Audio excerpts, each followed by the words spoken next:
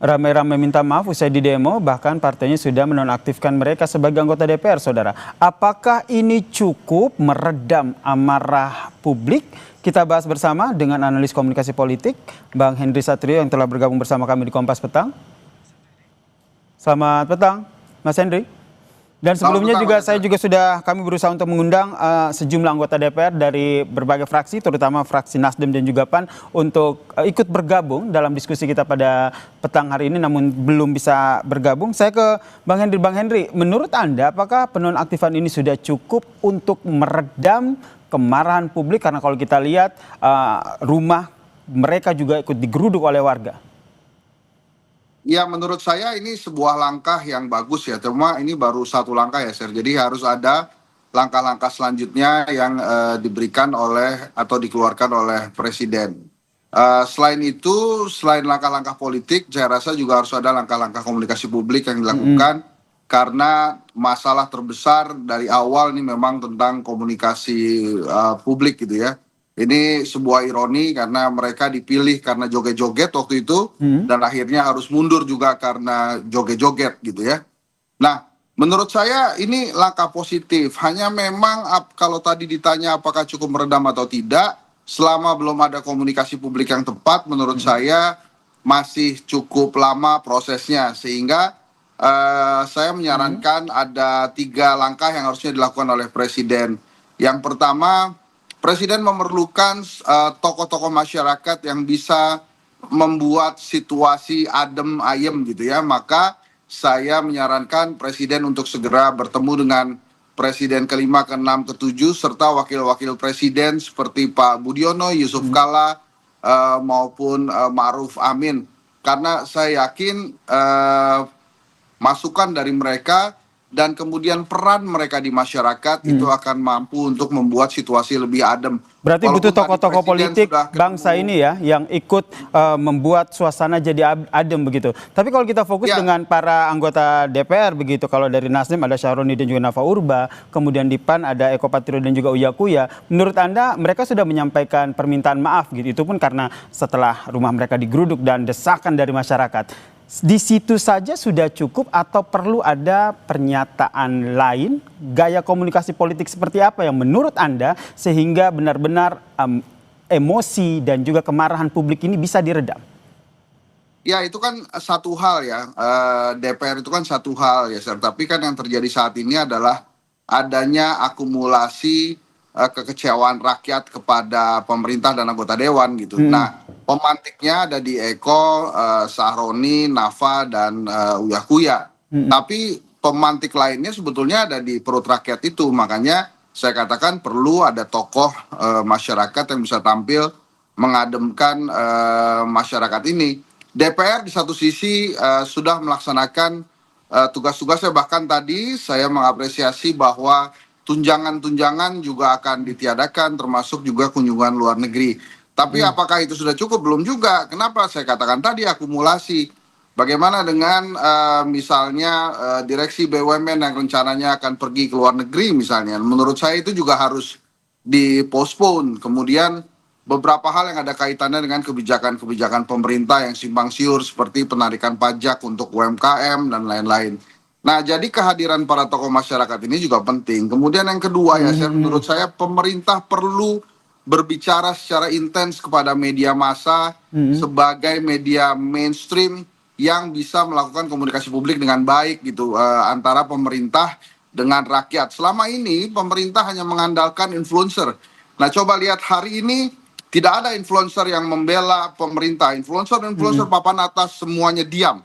Tidak melakukan pesan-pesan apa-apa, padahal bila kondisi lagi enak, mereka lah yang paling menikmati fasilitas dari pemerintah dibandingkan dengan media massa. Saat teman-teman wartawan di PHK, media massa kesulitan, pemerintah seperti tidak melakukan apa-apa, bahkan meminta media massa untuk bersaing dengan para influencer itu. Nah, inilah saatnya menurut saya pemerintah kembali berbicara intens dengan para petinggi media massa, para wartawan supaya bisa dikelola pesan komunikasi Ini yang baik, penting ya, bagaimana membuat masyarakat menjaga menjadi adem. pola komunikasi ya Bang Henry, maaf saya potong. Ini juga terkait dengan hujan kritik dan akhirnya anggota DPR yang tadi kita sebutkan ada beberapa nama minta maaf. Saya ingin putarkan dulu salah satu permintaan maaf yang disampaikan oleh anggota DPR dari fraksi PAN Eko Patrio. Kita dengarkan dulu ya Mas. Dengan penuh kerendahan hati, saya Eko Patrio menyampaikan permohonan maaf yang sedalam-dalamnya kepada masyarakat atas keresahan yang timbul. Tidak sedikit pun terbesit niat dari saya untuk memperkeruh keadaan. Tentunya ke depan saya akan lebih berhati-hati dalam bersikap dan juga menyampaikan pendapat. Saya berkomitmen untuk sungguh-sungguh menjalankan peran saya sebagai wakil rakyat. Bang Henry, seperti yang tadi sampaikan, minta maaf saja tidak cukup anggota DPR satu hal, tapi di lain hal memang ada peran pemimpin negara kita, itu Presiden Prabowo, yang juga tadi sudah mengusulkan bahwa meminta mencabut tunjangan DPR tersebut.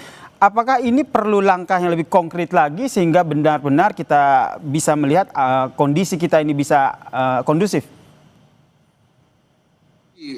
Mas Yasir, jadi makanya tadi saya katakan perlunya pemerintah berbicara dengan media-media massa untuk mengamplifikasi pesan-pesan positif dari Presiden Prabowo tadi. Presiden sudah menyampaikan hal-hal yang menurut saya baik ya.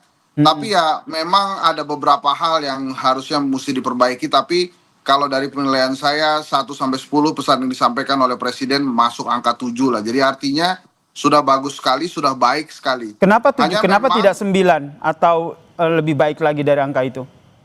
Karena permasalahan saat ini adalah permasalahan komunikasi gitu. Dikumpulin para tokoh-tokoh politik, tapi kemudian mengembalikan komunikasinya kepada presiden itu sangat tidak maksimal pastinya Mas Yasir. Karena di antara para tokoh-tokoh yang hadir itu sama sekali tidak memiliki kemampuan menenangkan massa kecuali Megawati Soekarno Putri.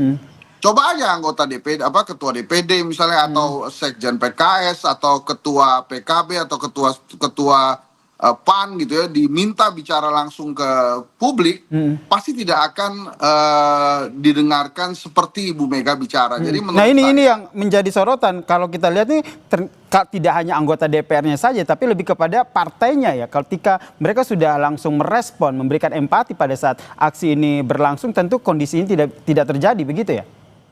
Iya, dan perlu diingat Eko Patrio itu sekjen PAN. Sekjen itu kan istilahnya orang nomor 2 di partai politik ya, sebelum ketumnya Julhas. Memang kita harus apresiasi apa yang dilakukan oleh PAN dan Nasdem. Tapi apakah kemudian itu meredam? Belum, makanya harus ada amplifikasi pesan yang dilakukan oleh pemerintah. Harusnya saat ini jalan itu narasi besar tentang bagaimana kita membangun Indonesia seperti yang disampaikan oleh pemerintah Pak Prabowo. Dan Pak Prabowo juga berkali-kali di berbagai acara sudah menyampaikan permintaan maaf, sayang, bertanggung jawab dan lain-lain. Itu sudah sangat positif, tapi amplifikasi itu yang diperlukan oleh masyarakat. Karena tokoh politik ya sampai saat ini kan dianggap part of the problem dari mereka, sehingga perlu ada tokoh-tokoh masyarakat yang memang awalnya tokoh politik, tapi mungkin mereka sudah bisa dilihat sebagai tokoh-tokoh masyarakat. Kemarin memang Presiden mengumpulkan para petinggi ormas, tapi kan ormas-ormas ini sudah mendapatkan konsensi tambang ya, sehingga masyarakat saya sudah tangkap poinnya Mas Henry, bagian dari pemerintah gitu.